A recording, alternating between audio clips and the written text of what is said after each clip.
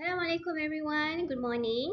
So today we will continue our lecture addressing on problem solving approaches. So just to recap from our previous lecture, we addressed about the system properties, the elements, and also I've explained to you each of these elements and how the system properties interconnected, the behavior and so forth. And lecture 2, we touch on problem solving fundamentals. Still remember the one with the bicycle and everything? So that will be the analogy of how you see the holistic view of a problem and what are the factors that could hinder from someone to achieve the desired objective, as well as possibly you may encounter deviation state due of a few factors involved.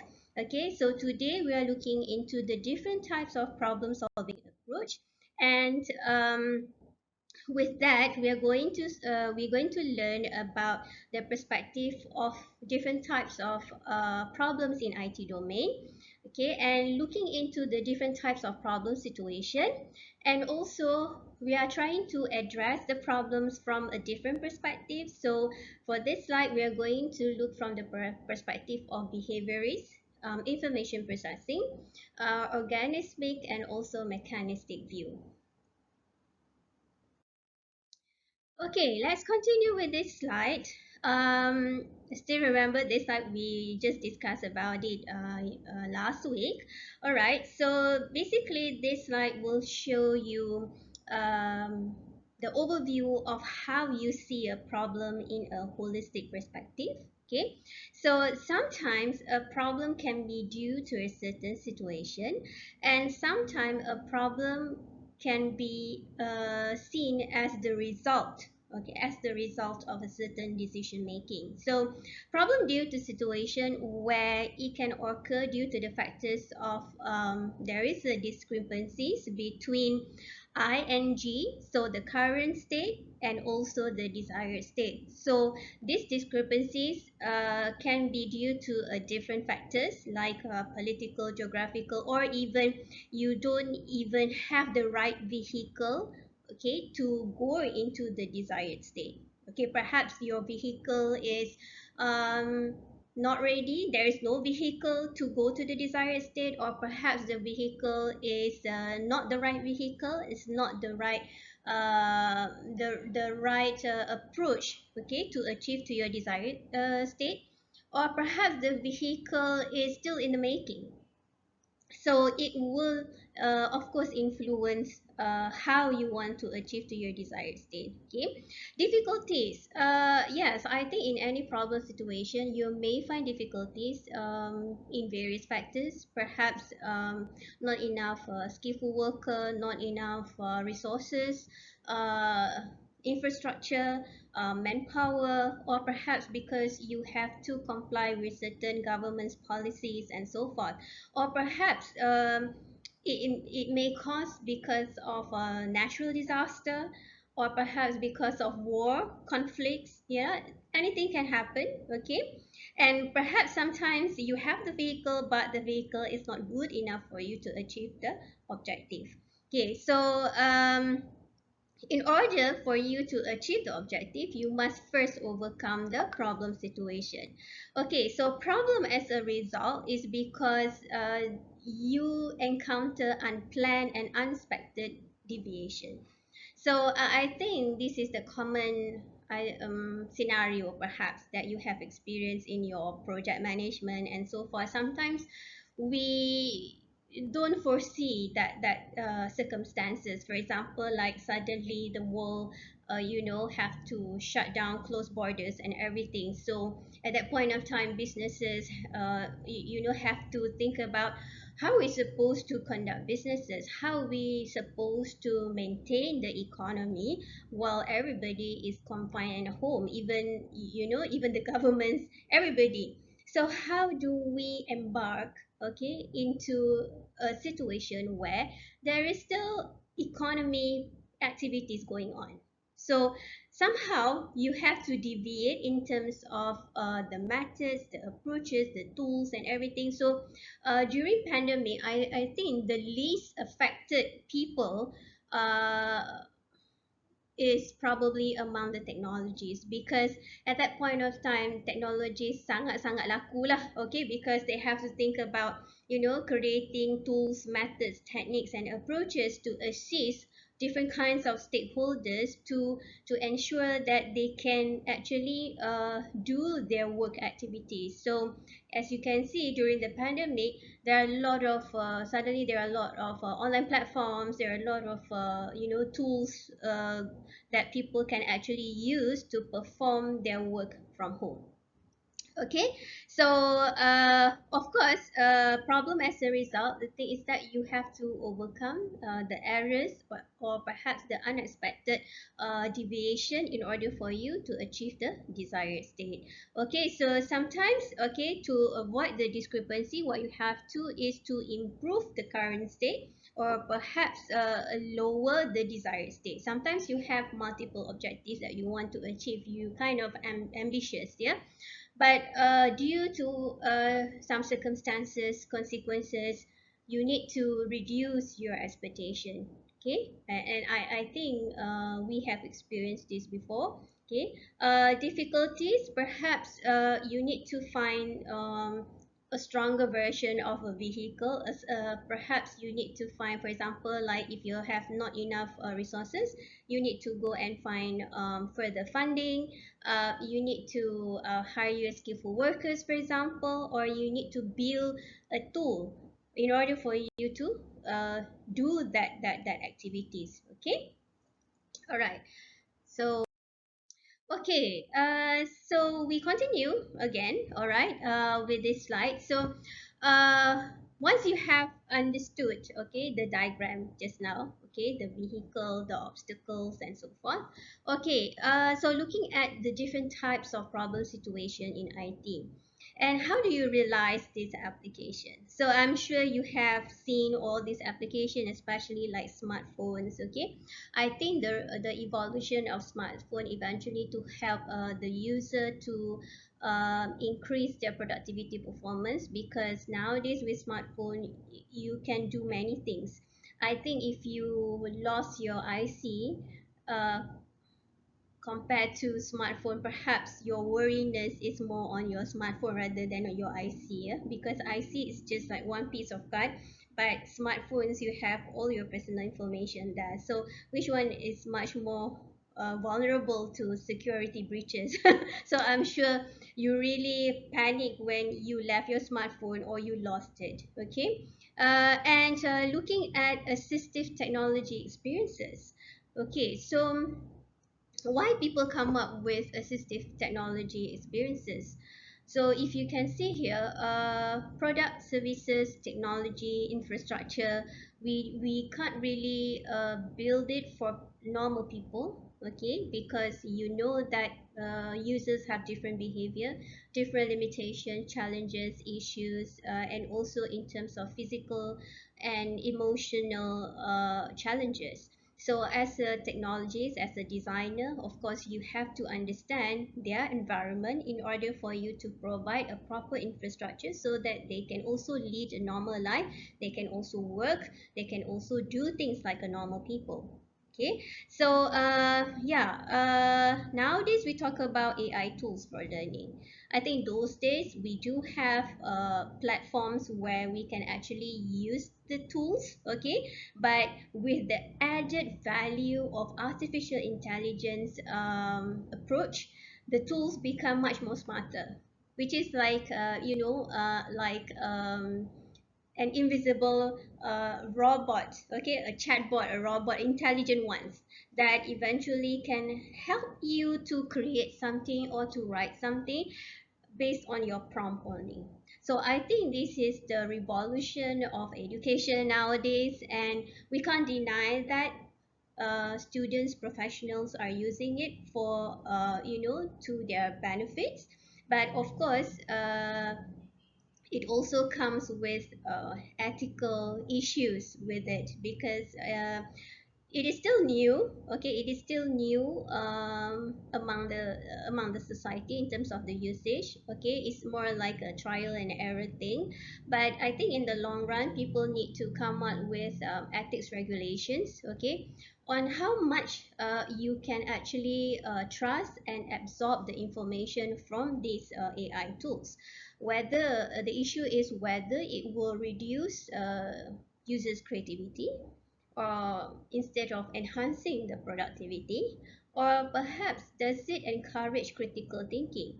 Because most of the time you just prompt questions and everything just come out from your question. They will give you answers. In fact, if you use ChatGPT, they can perhaps write you a book, a paper, or perhaps they can help you in answering exam questions. So there are so many issues involving it, but right now I think if you use it for the purpose of your work or studies, of course you have to be integrity, in the sense that how to use the information in the right way, in the accurate way. We encourage our students to use it, okay, to assist you in your learning, because we find that some of the tools are very valuable to the students. But of course, you cannot just copy and paste, and this will degrade your intellectuality at the end of the day. Okay, so try to use it wisely. All right. So immersive technology experiences.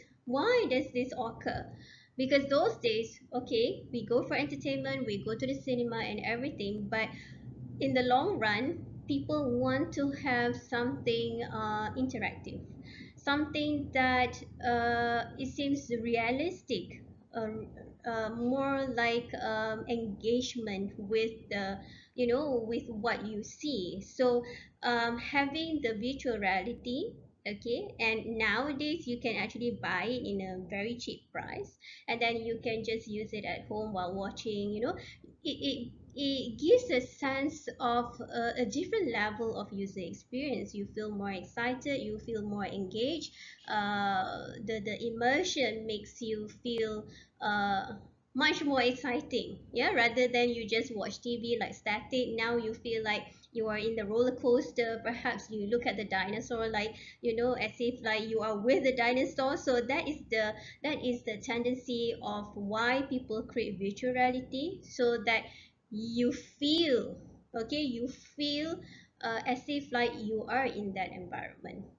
If I'm not mistaken, I think you can search in the YouTube. I think this Korean VR specialist, yeah, he is creating a second life world, a virtual reality environment for a mother who actually lost her daughter.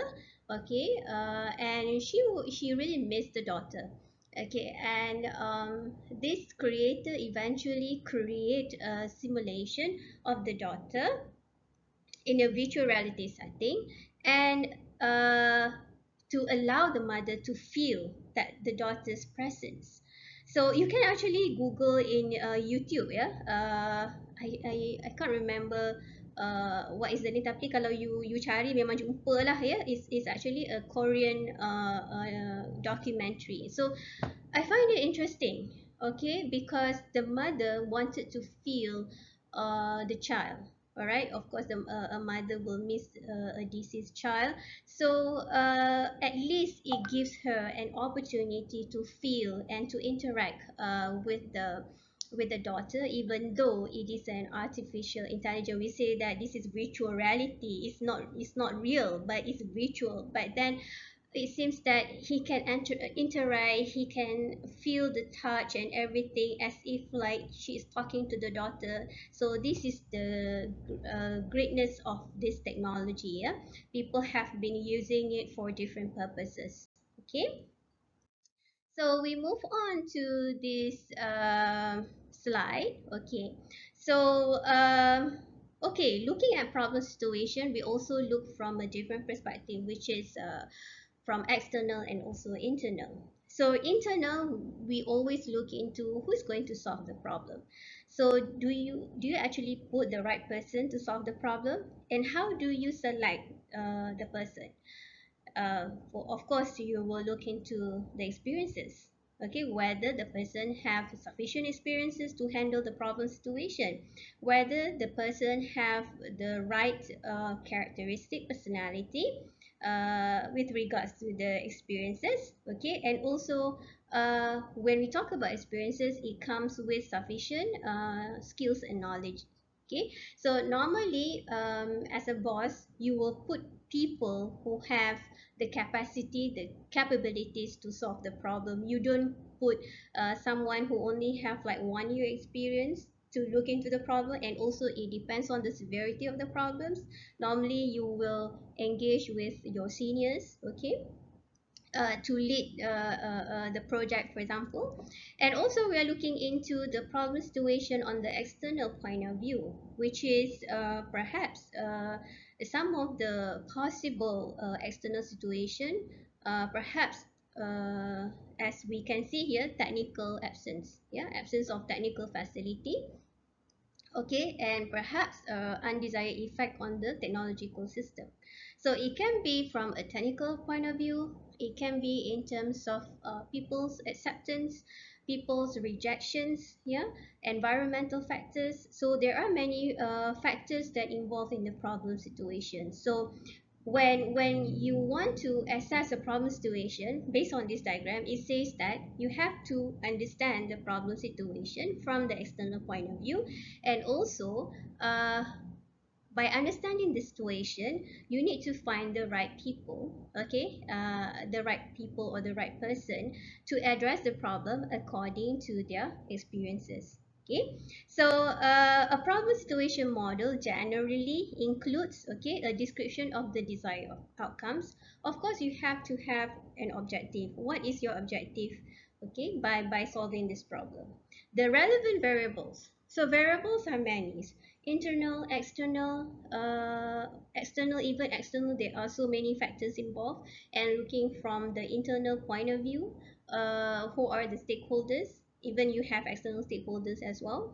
Okay, the relationship of each of these variables to the outcomes. So eventually, there are many things that you have to see when you are solving the problem. So even if you are a researcher, right, you always try to scope down. We always say to the students, don't, you can look at the a problem very broad manner, but when you start doing research, okay, you have to narrow down. You have to narrow down, contextualize the problem, scope down your problem, so that you can actually focus one or two problems at one time. Because by right, okay, you cannot solve a global problem, a bigger problem, because you don't have the capacity, and it's too large for you to control some of the variables involved. Okay, okay, let's continue with this slide. Okay, let me put everything. Okay, so this slide shows another different view of problem situation from technology and also people perspective. Okay, so in problem situation, sometimes the environment can be a simple environment. For example, like if you encounter problem in terms of, let's say, a system problem within your organization, you can just troubleshoot it. So that is functionalist approach. You use tools, methods, or whatever approach, mechanistic approach, in order to solve the problems.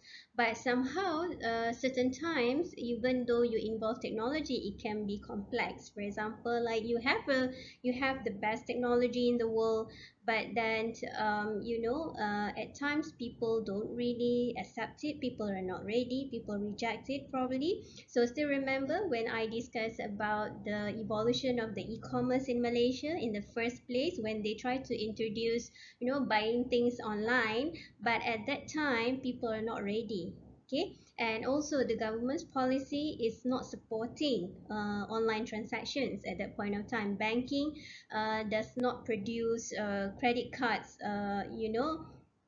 in terms of credit cards, they don't give you the credit card so easily. You have to fill up forms.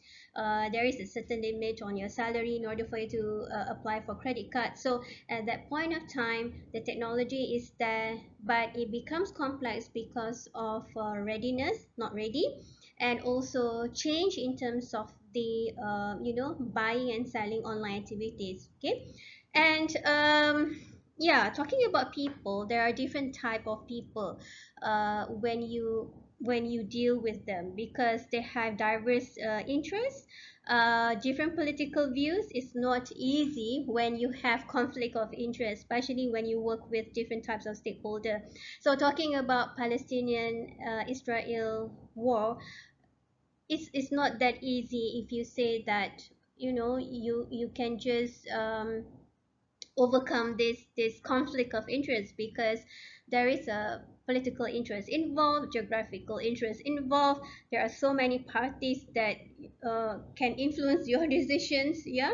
And you are dealing with these superpowers, whereby they have veto power in the United Nations, okay. And you want the Arabic countries to gather together. That is not easy, okay. So yeah, certain problems arise because you have this conflict in view, and how you want to ensure that you achieve a consensus.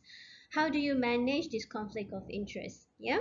Okay, so you can actually read through, okay, from unitary, pluralist, conflicting, coercive, yeah, approaches, okay, to these different types of interest. So it can be, problems can be simple and problems can be complex, all right, depending on the environment that you are in. So if you work with people, especially if your organization has a global presence, you have different stakeholders, okay. And of course, you have to manage that conflict of interest somehow or other, okay. So move on to this slide. I'm sure you have came across this slide before. Okay, so in any problem situation, okay, if you look at this slide, okay, how the customer explained it, how the project leader understood it, how the analyst designed, how the programmer wrote it, how the business consultant described it, how the project was documented. I think that is the common issues, because recently, I talked to one of this developer. So when we asked him about, okay, they come up with a good mobile application and everything, and he wanted us to, help them to market the product. So in order for us to understand the flow of the flow of the apps, we asked him about the documentation, and he said he got none. So how am I supposed to understand the overall, procedures and everything when you don't have that documentation, the flow charts, the use case diagram? How on earth you design something without having all that? And how we supposed to understand the technicalities, the story behind it when you don't have it? So he just said to us, just look at the apps, trying to figure out, just trying to, I'm sure you can understand based on looking from the apps, okay. So I think because why people are not interested in the documentation, because it takes a lot of time. So you basically chase the timeline. You just want to launch the product, and then documentation is the least thing that people want to think of, okay. What operations install, yeah, and how the customer is billed. Wow, it's normal, isn't it? If you manage to get tender from the governments, everything, the billing is a skyrocket. In fact, they actually bloated out the price, isn't it? Okay, how it was supported, yes. Okay, once you sell something, then that's it. Um, the service after the sale is very poor, okay. And then what actually the customer wants, sorry, my video is blocking it. So what actually the customer wants, yeah, actually they want a simple thing. But sometimes the customer also don't actually know what they want, and we have to suggest what's best for them, okay. All right, so move on to this, okay. Recognizing a typology of problem situations, okay. So I think from this slide to another slide, just to show you different types of problem situation in IT. So this slide looks into the differences between problem severity, yeah. Simple problems like troubleshooting, okay. Simple problems like mathematical problems where you can solve using algorithm or formulas and so forth. It's a very direct problem, okay. Complicated, difficult problems, perhaps in the organizations, okay. And complex, wicked problems are these problems usually with regards to community, society, political, intergeographical, global, and so forth. So if you are in a bigger position, normally you're trying to look into wicked problems, okay, as like prime ministers and everything. But if you are the CEO or CIO, perhaps maybe you only reach until the complicated or difficult problems. Okay, so difficult problems, yes. Limited time scale priorities. So this is how the problems is being the characteristics of the problem and the difficult problems. Okay, these are some of the samples or examples that what are the factors that contribute to that difficult problems. Okay, and wicked problems is uncertainties. Looking at pandemic, yeah, we can't still say that COVID-19 has perished from this world. Okay, it's still there. It's just a matter of we already overcome it from a critical stage to a a stage where it is dormant. Okay, but still there are COVID-19 patients. Yeah. Uh, so if you look into the characteristic, of course, there's no obvious solution to COVID-19. Okay, what we can do is just to manage, okay, the risk. Of course, we could problem more people involved. We're talking about around the world. Okay, no agreement on what the problem is, longer uncertain time scale, priorities, uncertain, greater implications, worrying. So not just pandemic. Nowadays, we talk about food security. Yeah, lack of food due to deforestation, due to overfishing, because it says that food security is very scarce. Okay, and perhaps 30 to 50 years to come, we might be losing our food resources. Yeah, and because of war, okay, because of geographical clearance, okay, clearance of land. So when a lot of buildings is being built up, you don't have enough land to plant trees. Okay, and perhaps if you have read about, palm oils, yeah, a lot of land being cleared because they want to plant palm oil. So you know that palm oils, they have greater value in the market, but the thing is that with the palm oils you cannot plant other things, and the reduction of bees population also contribute to food security. Because of this deforestation, bees population are declining. You know that bees are very important in in coming up with different types of fruits, plants, and everything. So yeah, all these are concerns with food security, and people predict that, scientists predict that if you don't cater that issues now, perhaps in the future people will eat mostly artificial food like Maggie mee. So Maggie mee is actually artificial food. Whatever you put inside, whatever you cook, is everything artificial. It tastes good because you inject artificial flavor and a lot of artificial things inside there. It's all chemical, but it does not pose any nutrition. So in the future, if you don't have enough food, then perhaps the alternative is we have to rely on artificial food, which is not good for your health. Okay, and we talk about climate change. This is also another uncertainty. If you look at the climate right now, it's unpredictable. Okay, the weather become too extreme. Okay, and you know that the Antarctic is melting. Once it's melting, it will risen up the sea level, and the prediction is that most of some of the countries might might sink. Okay, in few years to come, because the sea level is rising every year, and one of it is our neighboring country, which is Singapore. Okay, because the land is eventually higher above lower than the sea level. Okay, so potentially if you have tsunami and everything, then it will drown and sinking the land. Okay, so I think somehow rather we need to aware on this climate change, because talking about natural disaster is something no technology can eventually overcome it. We can detect, okay, give early warning and everything, but when it comes to something like God's creation, is too powerful for we just human being to overcome that kind of challenge. Yeah. Okay, so another focus for problems in IT. Okay, so we have gone through the different types of problem situation in IT. So focus for problems in IT.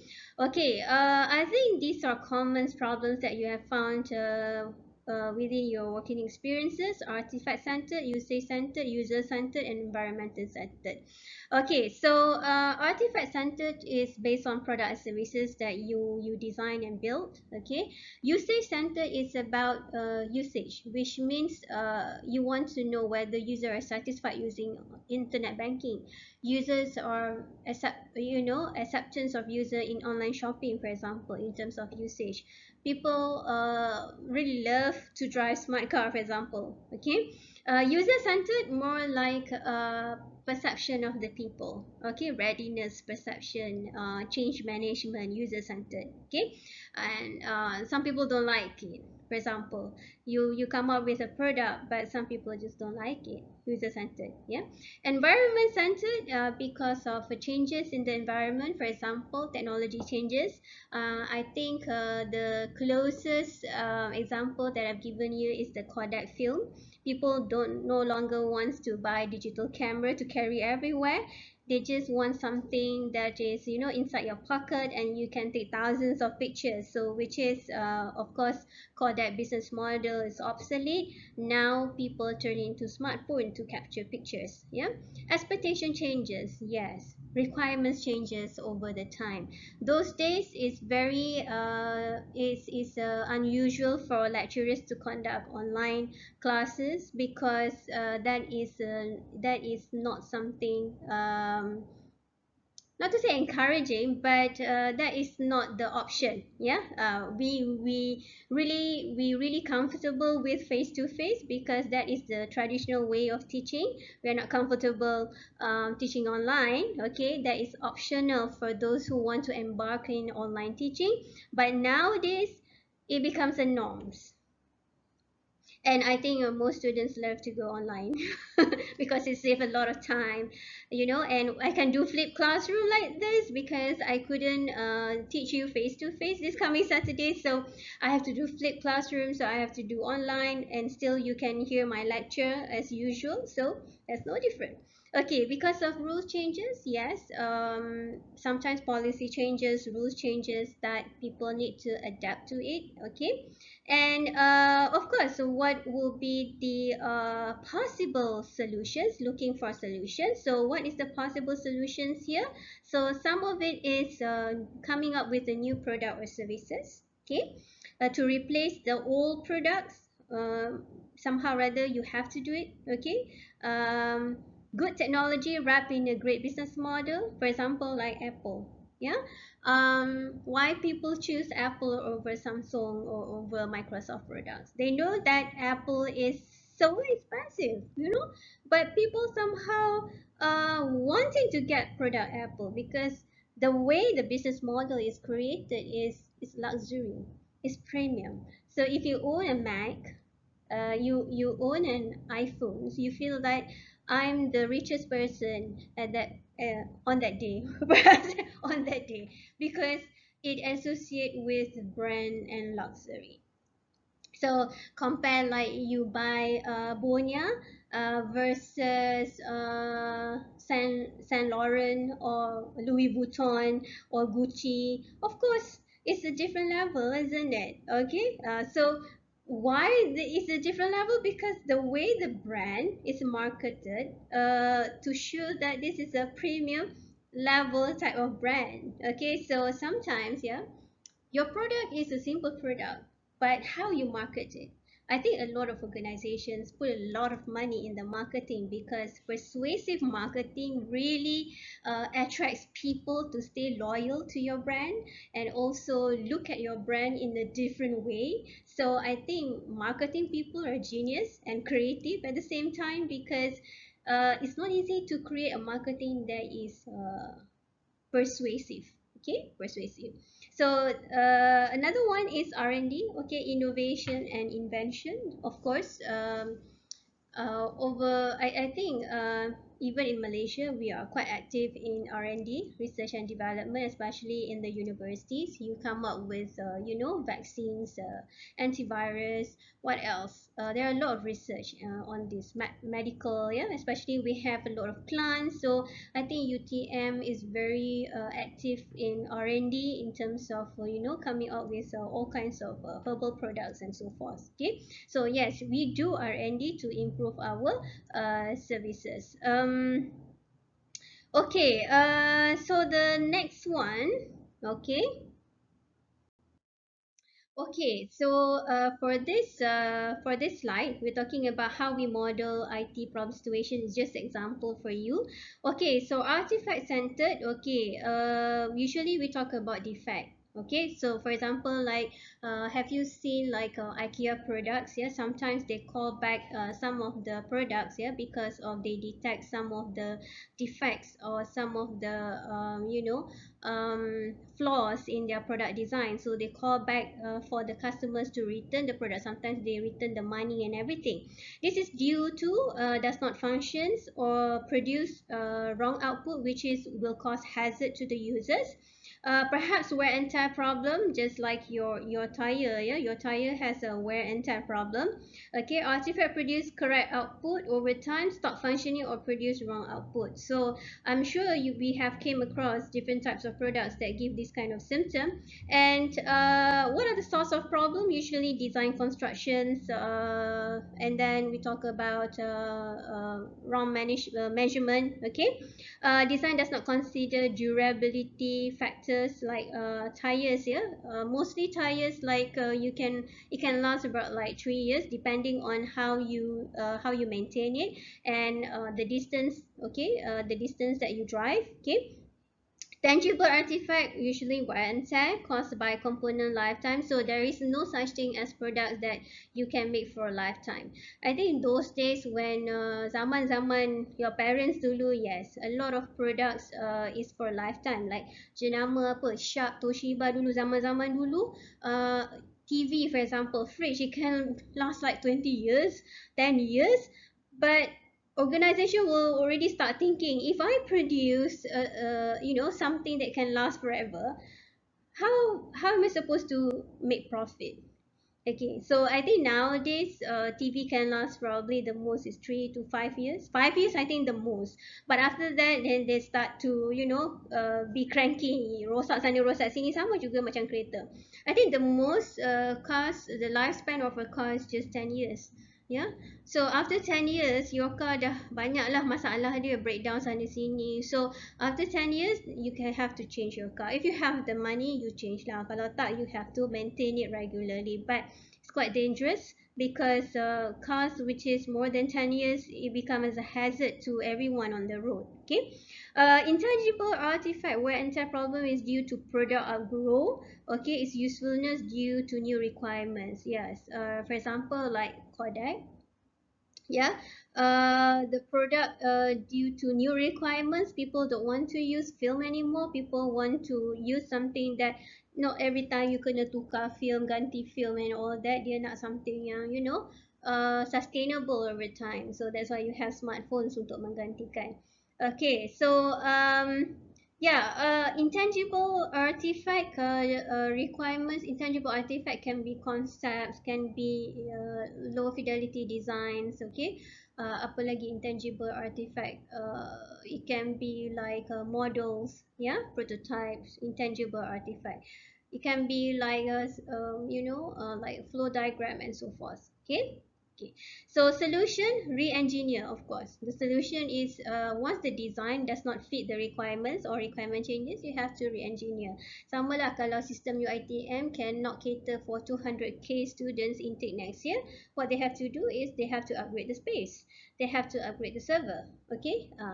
They have to upgrade the system, the overall system. Okay, so develop quality model to test output. Of course, that's where the tester comes in. Yeah, so testing is very important. Okay, rectify error by replacement of components. Okay, sometimes you replace or you terminate the artifact totally. You have to invent something new to replace the old traditional way of doing things, for example. Sometimes you don't sometimes certain artifacts, yes, you have to uh, totally obsolete, dah tak berguna dah mengikut zaman. Okay, so the design must cater for the current requirements of the user. Sometimes you just have to um, abide with the new requirements in order for your product to sustain. Okay, so I think nowadays, talking about online presence, a lot of these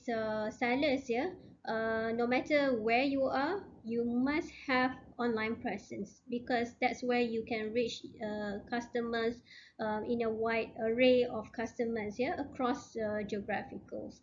We are not just looking customers in Malaysia, but we're also looking customers overseas, because we're talking about online platform.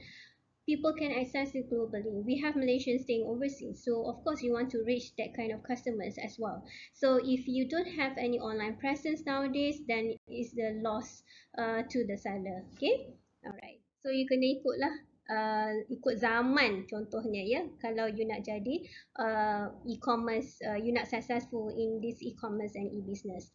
So another modern IT problem situation is mismatch. Mismatch ni related to mismatch with the requirements normally, yeah. So the symptom can be user centered because users not happy with the artifact, so requirements come from the user, but sometimes the way the designer understand the requirements from the user tak betul lah, maknanya ada mismatch. Okay, and sometimes we know that when we talk about user centered, users have different behavior, different skills, different personality, different challenges. So if you buat a system yang nak digunakan untuk semua user, then it's quite challenging jugalah. Contohnya like internet banking. Internet banking is being used by all kinds of public users, termasuklah orang tua. So adakah your design, okay, your internet banking design cater for elderly people? Yeah, adakah your internet banking design cater for blind people? Yeah, visual impaired, ataupun orang yang rabun. Okay, is there any accessibility services on the internet banking website? Okay, so I'm not sure. I have never came across accessibility buttons, ya. Tak jumpa lagi di internet banking. I'm not sure. Have you encountered that? Okay, kalau contohnya orang tu rabun, ya, rabun terlampau rabun, adakah dia boleh besarkan font dekat website tu? Okay, if visually impaired, adakah dia boleh buat online transaction with voice input ataupun text that has voice narration? Okay, so if most of the banks does not provide that kind of services, then of course there is a user centered issues. Okay, user centered, okay, also talks about wear and tear problem, because let's say tayar lah paling dekat di hati kan, of course over the time tayar tu haus. Okay, wear and tear problem because of user centered. Artifact satisfied user needs over time, users demand more from the artifact. So macam saya kata tadi, Kodak orang guna dah lama, dah bertahun-tahun dah orang guna kamera yang ada roll tu. Tapi over the years, people don't want it because technology evolve, dah ada phone. So they just want to use the camera phone. Masa tu I think camera phone pun limited kan, tapi dia dah boleh fikir dah, why not you create something yang boleh simpan beribu-ribu gambar. So you can see evolution of camera phone is much better in terms of its resolution, whatever apps that you can install there, you can create a good picture, a good video editing by just using a camera phone without you having to buy a video camera recorder and so forth. Okay, so it's much more cheaper, okay, and also cost effective. Okay, so design does not, okay, source of the problem, wrong requirements. Okay, we talk about right and wrong, wrong and right. So probably what is right for the designer is the wrong thing from the user point of view. Okay, and perhaps both sides are wrong, so you have to find the right way of doing things. Okay, so design does not consider the durability factor, of course. Yeah, so I think business model right now, as I said, most of the time organization will look into uh, time span of the products and services, okay, that they're offering. So if you look at the evolution of iPhone, in fact, every year they come up with a new version, because in order to sustain, they always have to evolve. So that's why the feedback that you give to this developer is very crucial to them, because all these negative feedbacks, yeah, whether negative or positive, they try to cater all this feedback and try to redesign back. So that's why you look into telco industry, this mobile manufacturers, yeah. uh, there's so many evolution involved. There's so many designs. Yes, some people buy phones for aesthetic point of view, not just because they want to call. Okay, nak show off lah kan with the phone design too, especially yang Samsung Flip and so forth too. But some people, they don't mind, just buy any brand of phone as long as boleh guna untuk cakap. So different people have different requirements, yeah. Ada yang aesthetic value, ada yang untuk business, ada yang untuk personal, ada yang tak kisah brand apa asalkan boleh call. So uh, you can see, yeah, different brands will cater to different types of user. So kalau iPhone ni dia akan cater untuk orang yang berkemampuan, contohnya, because that's the business model, ya. Kalau Samsung ni, maybe siapa-siapa yang tak mampu nak beli iPhone, they can go for a lower level but still premium. And the rest of that, Xiaomi lah, whatever it is, maybe the low level lah, nak bagi pada anak-anak ke, Oppo ke, whatsoever kan, macam tu. So there are many orang kata characteristic of phones, yeah, phone design, phone functionalities that caters for different user requirements. Okay, so solution tu you boleh tengok lah. Okay, and we move on. Okay, so general problem solving approach, if you look here. Okay, so IT problem solving approach, there are so many approaches actually in the world. Okay, but this one is just to show you some of the common approaches, system centric. Contohnya trace. Later we are going to look into trace. So what is trace? Trace is actually a template that was invented by Russian scientists. Yeah, dia scientist plus inventor. So based on trace ni, dia tengok kepada production of product. Okay, invention, production of product. Okay, so it's more on the system centric. Dia tengok kepada components, ya, mechanical and so forth. Alright, problem centric. Okay, so especially decision makers, ya, dia tengok kepada root of the problems. Okay, so for example like guna kelambu, preventive measure for malaria, instead of guna teknologi, dia guna kelambu lah. So because that is the root cause of the problem, okay, sometimes you guna pakai approach yang conventional. Okay, so tak semestinya you guna the high level or something. So problem centric. Okay, apa lagi? Solution centric. Okay, solution centric, for example like a metaphor use.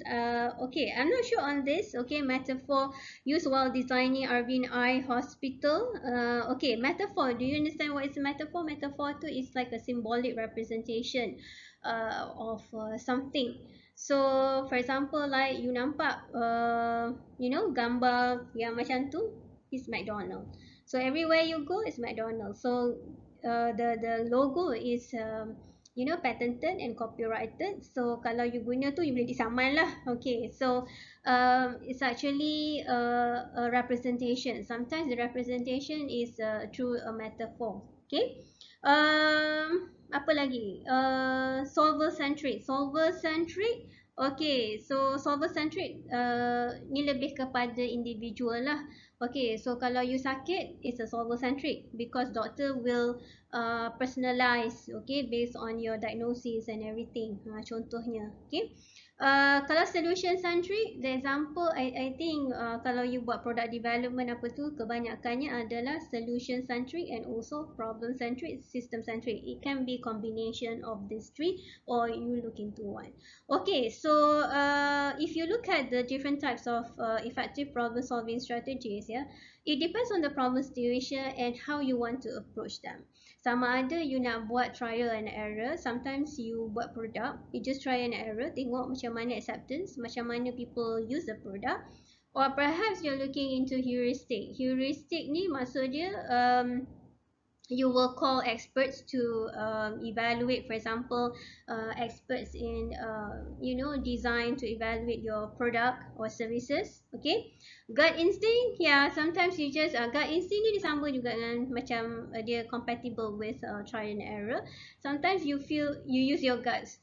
Okay, tak apalah kita cuba macam tu, dan rasa boleh macam tu lah. Kadang-kadang kita try and error jugalah. Okay, working backwards, yes, re-engineering. Okay, working backwards. Okay, dekat sini adalah apa ya, this one is like analysis, mean analysis ke whatsoever. Dia buat macam anggaran. Okay, you estimate. Okay, so okay, we move on. Alright, so I'm sure the common approaches, form visualizations of problem situations ni. Sometimes the problems you have to break it down because the problem is too large for you to handle at one time. Okay, and then you prioritize the problem, normally severe to non-severe. Okay, and create a flow chart. Yes, in order for you to understand the flow of a system or the flow of the product creation or services, you need to have a flow chart to look into what are the components, elements, variables, dimensions. Yeah, construct a mind map. Yes, definitely. This is something you have done throughout your studies, of course. Okay, construct a mind map. What are the variables involved. Okay, so I think mind map, rich picture is actually a form of visualization tools here to provide people an overview about the system environment especially. Okay, so later we will learn about rich picture. Okay, appreciate the different problem solving approaches used in IT. So, if you are a computer scientist, maybe you approach the problem through algorithm. Okay, if you are in the management, perhaps you use collaborative approach, which is work in a team. Okay, and if you have a team geographical dispersed, you also have collaborative approach. I'm sure you have this, for example, like collaborative online tools yang banyak sekarang ni, setengah orang, setengah organisation guna MS Teams, apa lagi collaborative tool, Miro, apa lagi, Google Whiteboard. Okay, banyaklah collaborative tools yang ada ni. Okay, apa lagi, development. Okay, integrating development and IT operations team, okay, to ensure problem solving, continuous delivery. Yes, okay, usually development operational teams work together, so it's also part of collaborative approach. Okay, so okay, now we move on to okay, theoretical approach to human problem solving. So now we go a little bit on theoretical. Alright, so we understand that problem situation has many situations, got many approaches, but how do we see that in the perspective of behaviorists and also information processing? Okay, so behaviorist is actually a psychological term that looks into behavior. So we talk about user-centered usage, user-centered especially, people-centered, user-centered, humanity-centered. Everything that relates to user is actually you are looking into the behavior of the user, whether the behavior reflects individual or as a collective components, which is society and community. Okay, so behaviorist deals with stimulus and response, input and output aspect of problem solving. Okay, and also the essence is it says here behavior is all the behavior comes from behavior that is learned. Alright, so it says the psychologists argue that kita dilahirkan ni sebagai tabula rasa. So which is a blank state. Ingat ya, dalam hadis maksud dia kita lah yang mencorakkan anak-anak itu nak jadi apa. Okey, contohnya. So psychologist Mak Saleh pun berfikiran yang sama. Okay, so we are born as a blank slate, okay, or tabula rasa. Term dia tabula rasa. But the behavior that impart to us is actually we learn, okay, we learn from our surrounding, our environment. So kalau ada apa-apa yang maksud dia pegangan kita, kita punya prinsip adalah dipengaruhi oleh persekitaran. So nowadays kita dipengaruhi oleh social media lah. Okay, yang banyak. Okay, so it says here, experiences and interactions with the environment make us what we are. So that's why if you want to be somewhat successful, then you have to mingle around with somewhat successful as well. Okay, so if you want to, perhaps if you want to understand the Palestine and Israel conflicts, maybe you have to understand the history. Perhaps you have to go to the Palestine and look at, really look at how the people's life, the people's stories, rather than just hearing from the media, for example. Okay, so features of behavior psychology, if you look here, okay, kalau you tengok ya, macam mana kita nak train a dog, for example. Learning through association. So which means kalau you ajar dia tricks, you bagi dia treats, ya, bagi dia biscuits. So every time dia nampak kalau dia buat tricks tu, dia dah associate dalam kepala dia, dia buat tricks tu, dia dapat treats. Itu macam tu. So contohnya kalau you buat dalam pekerjaan, kalau you buat kerja-kerja macam ni, you fulfill your KPI, you know that, okay, you dapat naik gaji. Contohnya lah, or you dapat naik pangkat dan sebagainya. Okay, so there is an association based on your actions, right? So rewards and punishments, yes, I think this is if you are parents, this is what you impart in your kids, yeah. Okay, don't do this, you will get reward. Okay, so kalau dia behave dia baik, you bagi dia reward. Kalau dia buat tak baik, you tak bagi dia reward, you bagi dia punishment. Contoh dia. Okay, aversion therapy. Aversion therapy tu macam mana? Dia macam menakut-nakutkan lah. Okay, alright. So the 7 major perspective of modern psychology. So kita tengok sini ya, there are so many diversified when we talk about behaviors ni. Sama ada dia secara individual atau kolektif. So kolektif tu more into cultural behavior. Okay, sebab culture kita tak sama. Contohnya Islam di Malaysia tak sama Islam di negara Arab. Okay, walaupun kita sama mazhab apa semua, tapi cara dari segi praktikal, cara pakaian, appearance is different. Although we are all Muslim. So kalau you pergi Mekah, Madinah tu, the entire Muslim in the whole world with different colors, with different attitudes, yeah, with different races, religions. You see amazing ya, amazing. Tapi semua tu Islam. Ada yang nampak jambul, ada yang tak ada jambul, ada yang tak tutup aurat sangat, tapi dia Islam. Okay, contohnya. Okay, pelbagai. Okay. Alright, so how does a user personality behavior shape the design features and functions? So kenapa? Why do you need to understand behavior of a user? Apa impact dia kepada teknologi? So mostly it affects in terms of how do you create a user-centered design?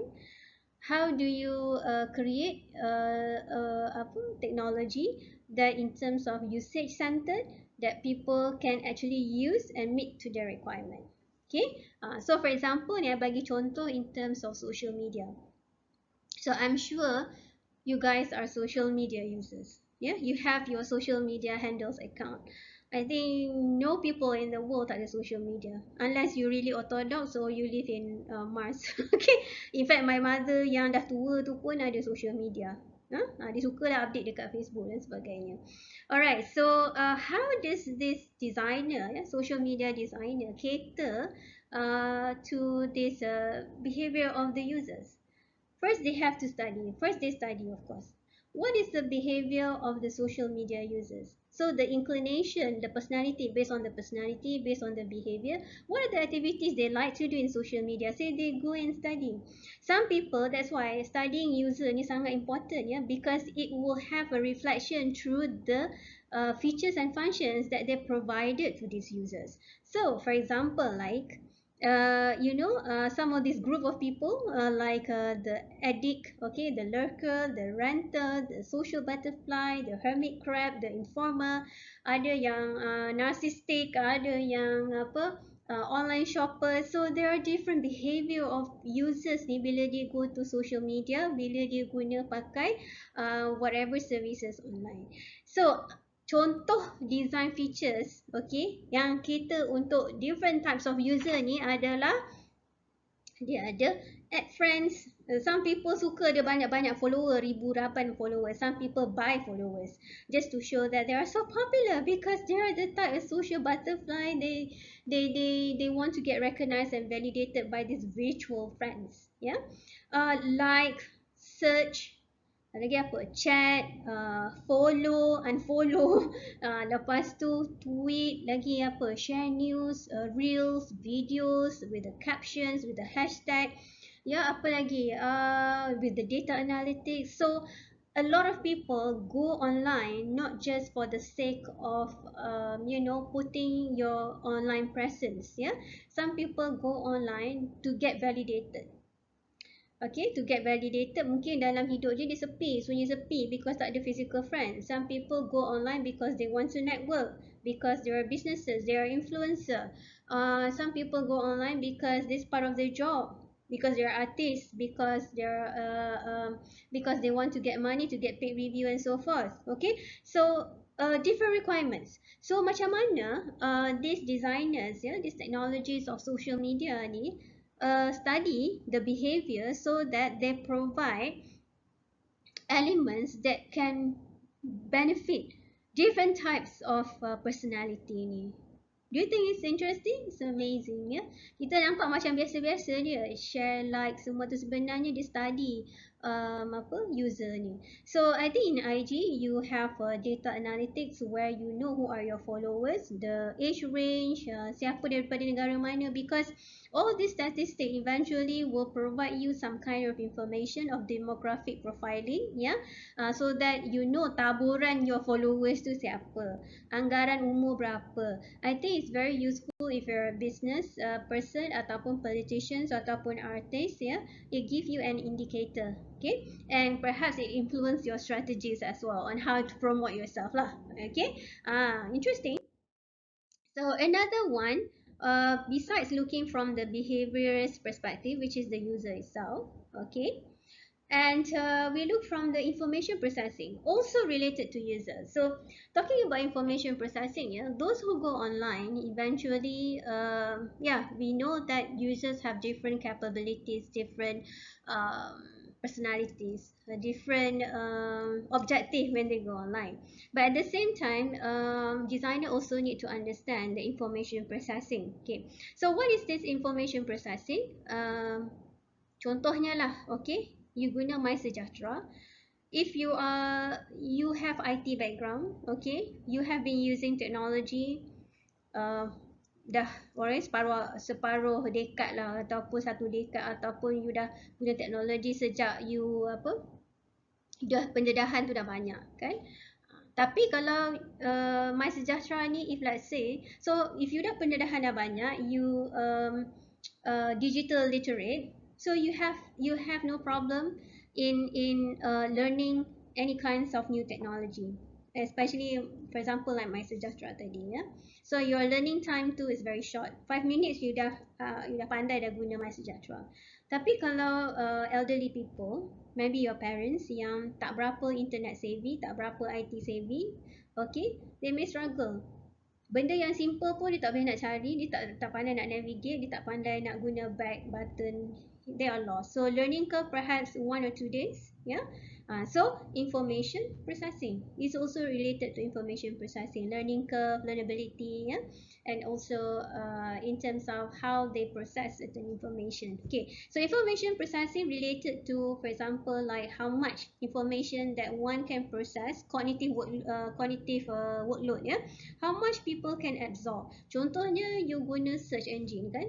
Kalau you are a researcher, okay, academician, sometimes with the keywords, one keywords, you will retrieve about 1,000 articles. So how do you categorize that 1,000 articles to get the right one that you really want to get?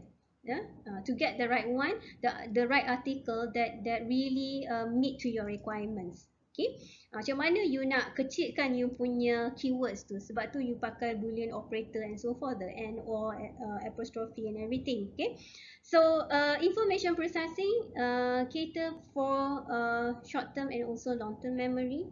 So it emphasizes on how information is received, okay, dalam bentuk apa, bagaimana, Okay, how people attend to information presented, how people react to the information, how people manipulate information, okay, how people monitor information.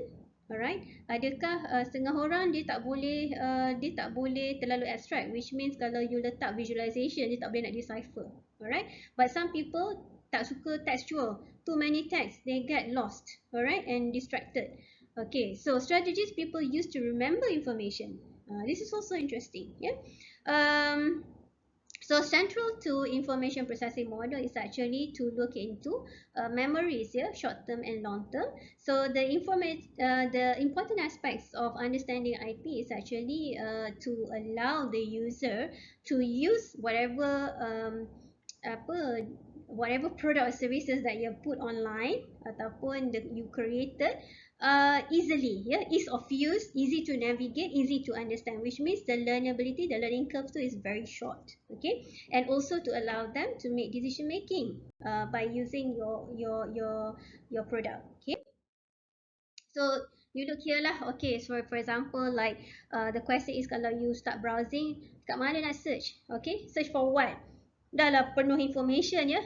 Information overload pula tu. Macam you nak buat assignment one ya. You type one keyword, banyak benda keluar. So, macam mana you nak filter? You are overloaded with a lot of information, especially my first time PhD student ya. I think first year dia memang okay, drowned with thousands of information because at that point of time they're still exploring, they still do not contextualize and scoping down their research work. So by second year barulah dia tahu okay, how to reduce okay the numbers of papers that they have to write, how to be selective, and how to select the process of selections and everything. Okay, same things as when you start browsing over the internet, there are so many information, especially in the social media. How do you filter that? Okay, so again, another information processing model. So sensory memory, short-term memory and long-term memory. So sensory is like cues, stimulus, yeah. Like you nampak logo for example. Okay, setengah orang nampak logo McDonald, dia tahu tu McDonald. Nampak logo Starbucks, dia tahu Starbucks. Okay, through that representation, visual representation. So sometimes yeah, rather than you put a longer text, okay, you represent it through visual. Lagi orang ingat visual yang melambangkan something. Ya, sebab tu I think brand logo is very abstract, very simple. Tak ada logo yang complex, sophisticated. You nampak je dia tahu dah itu brand apa. Contoh dia. Okay. Alright, so you can actually look into this YouTube, okay? I find this video helpful for you to understand how information processing approach helps in design good product and services. For example, like internet banking, yeah. How do you cater for a short-term memory user, for example? Okay, so kalau you tak letak as a designer, you ada login sign up, tapi kalau user tu forgetful, dia lupa dah password dia, tapi you tak letak the link or forget password. Pesanlah orang tu nak pergi ingat balik mana password dia. Imagine in our life we have to remember like more than 10 different password or different usernames. Okay, so design for forgiveness is important for short-term memory people. Okay, sebab dia tak ingat dah password dia. So you kena ada link to forget password. So what else? In terms of for example like you kena ada breadcrumbs trail, you kena provide that. Ataupun for example like internet banking, kalau you buat transaction ya, if you buat transaction sometimes people leka dia, the page like more than 10 seconds, you should, for security purpose, you should go back to the page should just revert back to home, for example. Kalau the designer allow the page to lag for more than 10 minutes, habis lah. In between that, maybe ada orang boleh, you know, curi your account number. Maybe people intercept your account, and there could be so many security problems. So you must, that's why I say in the beginning, you must understand the user. user limitation, challenges, and so forth, and how the user-centered tadi, how they react to these different types of activities and tasks. Because not all users are born the same, yeah. Ada yang short term, ada yang long term memory. So let's say even password, ya, you kena bagi tahu berapa characters, the ciri-ciri password tu, okay. To allow the user to recall some of the actions. Sebab tu ada history. Sebab tu you tinggal like digital footprints, like history trail, semua tu you boleh look back, because sometimes kita lupa URL tu, okay, kita lupa a lot of things. So as a designer, you must allow the system to at least assist you, ya, kalau you lupa. That will be a good system lah. So talking about the evolution of internet banking like Maybank, I'm not sure which bank that you are in. If you look at Maybank, the user interface has changed, yeah, from too many words, okay, too many words, the old version, the traditional version, to the new one, which is much more simpler, but with more services. Tapi lebih simple. Sebab apa? Sebab dia nak cater untuk those yang learning curve yang tidak terlalu kompleks. Ya?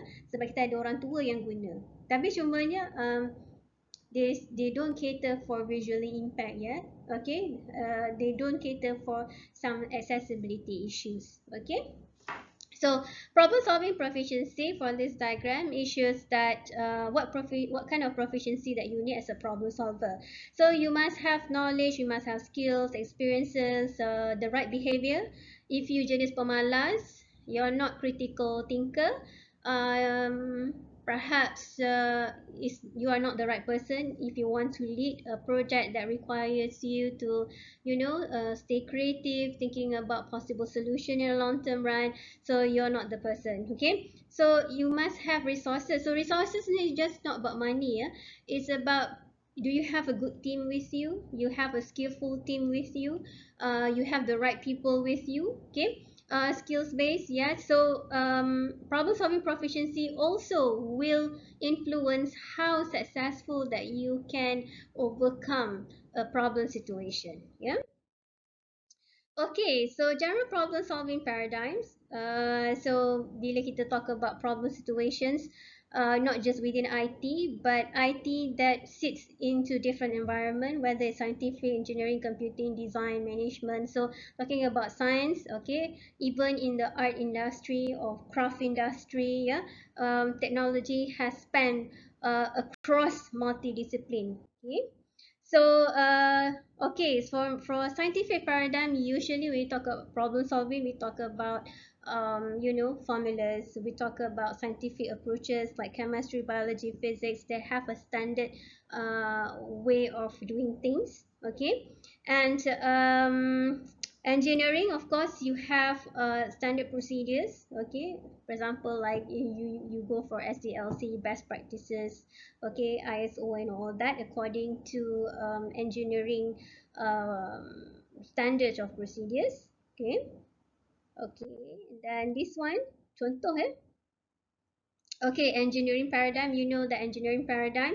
Okay, this is one of the example of engineering paradigm. Okay, you have like life cycle processes. You have engineers, you have customers. So it's more structured and systematic. Okay, so from engineering paradigm, you interact with the overall system. Still remember the system properties and so forth. Okay, so engineering paradigm usually follow a standard procedure. So SDLC, system engineering analysis, you have a proper documentation. For example, you have a proper standards to abide. As I said, best practices, ISO. So everything is well structured.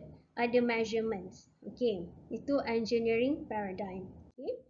But what about computing and design paradigm? So in this stage where we talk about how do you from raw data, how do you process it and become a useful information, okay?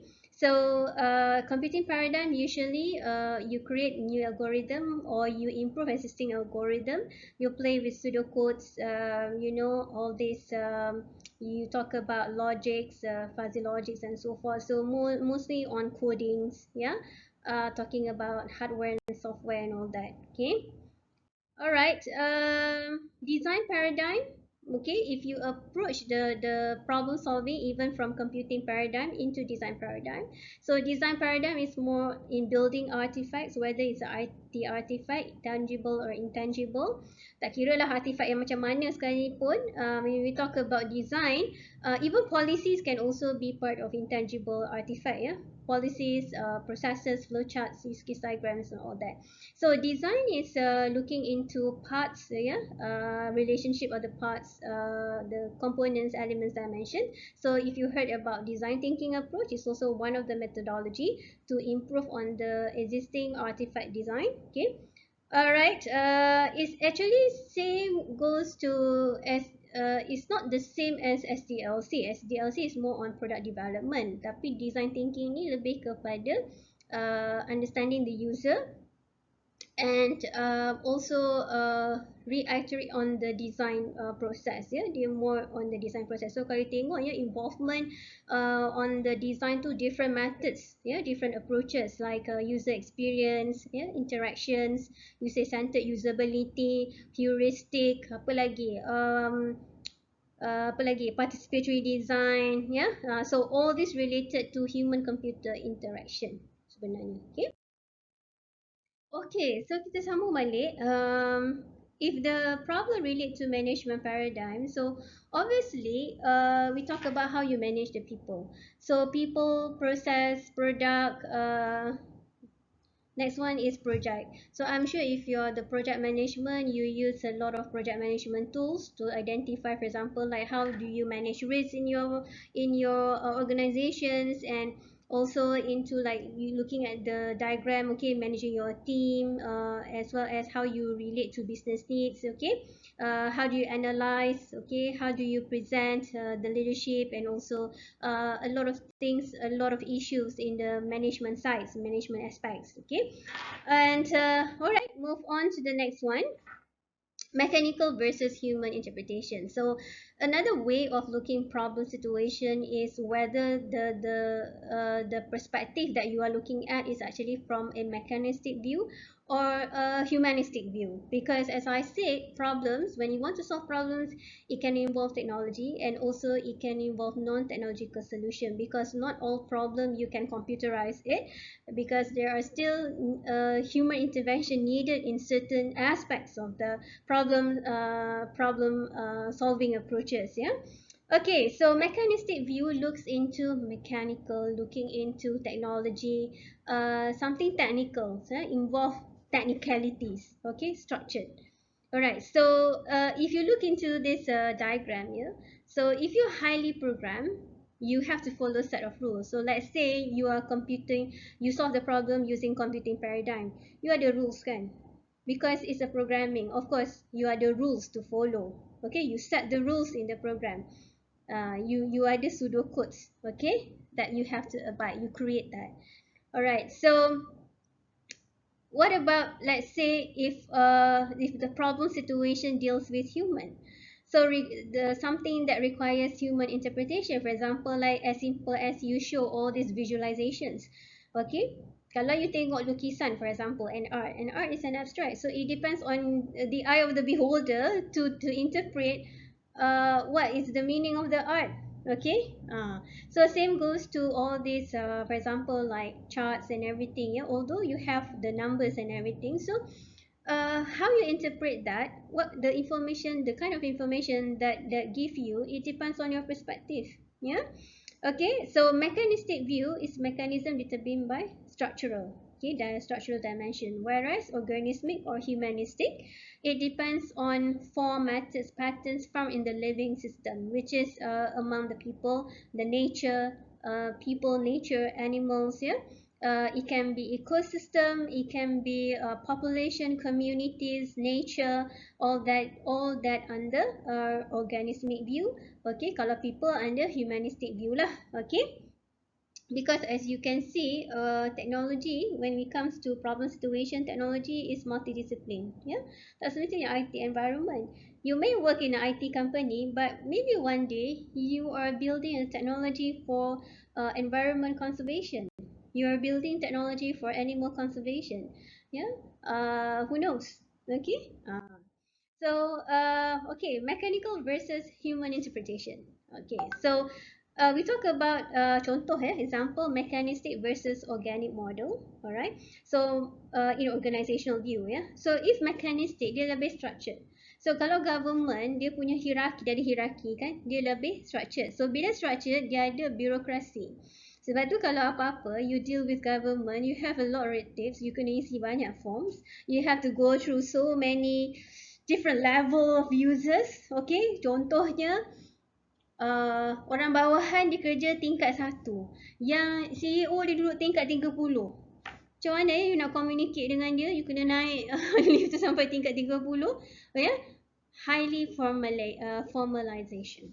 Itu maksud dia, high formalization, which is banyak levels that you kena pergi. So that's why people got frustrated when dealing with government services, government agencies, because it's high specialization, rigid departmentalization, ada banyak department, okay? And sometimes department ni tak communicate with each other, especially when it comes to decision making. Okay, nampak sistem kah? Tapi macam dia tak ada smooth interaction with one department to another. Okay, but kalau you ada open system approach, you ada open system approach, it's much more dynamic. So I think a lot of this private organisation, okay, contohnya CEO can sit among the, among the workers. Yeah, they can sit on the same table. The office tak ada cubicles. There's no cubicles because when you put cubicle, it shows that you have barrier there. You put a barrier there. Yeah, but then some open office, they don't want that barrier because they want to communicate easily, making decision easily, achieving consensus, less conflicting interest between your desire and also how people can carry the activities to meet the organizational objective. Okay, so cross-functional teams, yes, cross-hierarchical teams, free flow of information because there's no barrier involved, wide spans of control, decentralization, low formalization. So yes, so we talk about even political, even political. I think political is a lot of bureaucracy involved, a lot of structural. The system of political system ni, political system, whether you are democratic ke republican ke sama je. Dia bukan open system approach, sebab tu kita ada like when it comes to society, society pun ada mechanistic and organic views of society. So kalau mechanistic dia more like collective. Contohnya white supremacy. Dia rasa majority of the population is white, so they have the power, they have the say, they make rules and policies based on their self-interest. Itu collective. Tapi kalau open system society, because there are so many races that they work as a collective. Contohnya Indonesia, dia panggil Indonesia apa? Indonesia Raya. Sebab tu kalau you pergi Indonesia, whether they are Chinese ke, whatever races they are, bila kita tengok dia pun macam orang Indonesia je, tapi dia boleh cakap Chinese because they are Chinese Indonesian. Tapi dia punya semangat bangsa Indonesia tu, dia tak segregate themselves as orang Aceh lah, orang ni lah, tak ada. They are Indonesian. So semangat Indonesia tu. So I think untuk mencapai unity, to lessen racism, I guess open system approach is best rather than the mechanistic view. Okay, that is my opinion. If you don't like it, then okay, it's okay, alright. But that is my opinion lah, because I think God create different races, different religions, different people in this world, so that kita learn from each other, we respect each other regardless of whoever you are. That's the reason why God creates many bangsa, okay, so yes, so looking at this, use your brain. Okay, think about how do you get through this traffic light. Siapa yang design traffic light macam ni? So ada roundabout yang tak ada traffic light. So you have to use is it mechanistic or humanistic, or is it organismic? Humanistic and organismic is the same. So yeah, some people design a way that okay, it's structured kalau you ada traffic light. Tapi kalau traffic light macam ni, mana satu you nak tengok ni? Ni traffic light ke Christmas tree? I pun tak tahulah kan. Okay, so talking about junctions, yeah, roundabouts. Yeah, some junctions they don't even have traffic light, especially tak traffic light. Orang masing-masing dia ikut guts dia ya, try and error. Boleh ke tak boleh ke?